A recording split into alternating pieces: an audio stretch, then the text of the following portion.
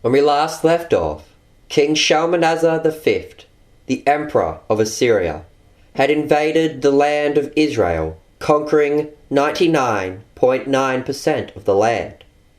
However, the capital city of Samaria remained beyond his grasp.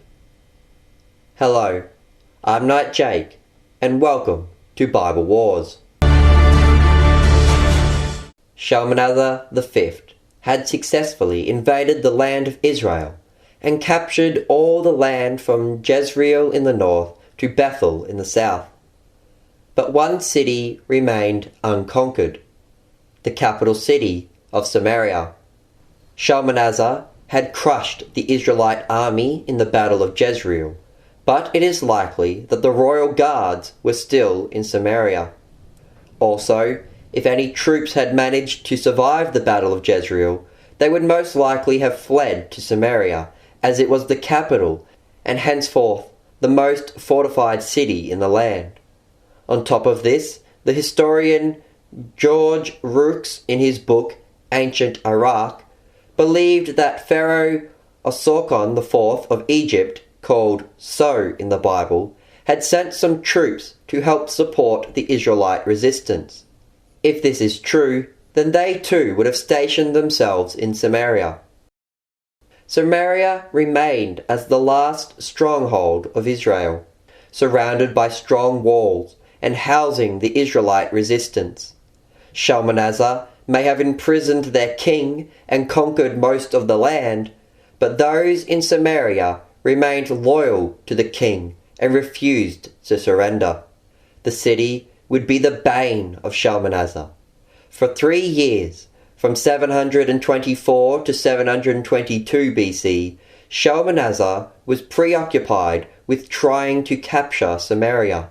There is not much known about King Shalmaneser except his invasion of Israel, which is very strange, as the kings of Samaria have some of the most historical information recorded about them. It was a common practice in Assyria that when you conquered a land, you would erect a pillar which had inscriptions about the king and his conquest. We know a lot about the feats of Tiglath-Pileser III and Sargon II, the brother and successor of Shalmaneser, but we know relatively little about Shalmaneser's feats, which would suggest that he didn't do much at all. There are a number of incidents that would suggest that Shalmaneser did very little in his reign. After his death, Babylon broke away and gained independence from the empire, and there were numerous rebellions throughout the empire which Sargon II would have to suppress. It is possible that Shalmaneser spent most of his time and effort preoccupied with Samaria, which caused unrest within his empire. Shalmaneser was not a genius like his father. He just simply could not conquer Samaria. In order to keep control in the empire, he could only afford a small force to invade Israel. And in order to keep control of the land and not lose any territory to the Israelite rebels or invading Judeans, Philistines or Egyptians, he had to keep his invasion forces spread thinly across the nation, which meant that he had an even smaller force to try and conquer the capital city. This force was not strong enough to take Samaria. Shalmaneser was unable to capture the city, so he sieged it for 3 years, and it was most likely that he didn't actually manage to succeed. Samaria fell in the year 722 BC, the same year that Shalmaneser died and his brother Sargon took the throne. According to an inscription found in the Assyrian palace, Sargon, and not Shalmaneser, was regarded as the conqueror of Israel. It is believed that Sargon usurped the throne from his brother by killing him. Based on the fact that Shalmaneser had spent 3 years besieging Samaria and had failed to capture the city, while revolts arose around the empire, it is possible that seeking to save the empire, Sargon, a more ruthless and powerful man, killed his brother, and upon ascension of the throne brought an end to the siege of Samaria. Once Sargon was in charge of the empire, the first thing he did was conquer Samaria and carry the Israelites into exile. Following the fall of Israel, Sargon set to work putting down rebellions across the empire. In 720 BC, he would face the new Babylonian king, Marduk-apla-iddina II, in battle. However, it would be another decade before Sargon managed to capture Babylon. Once the city of Samaria fell, Sargon took all the people of Israel captive and carried them into exile.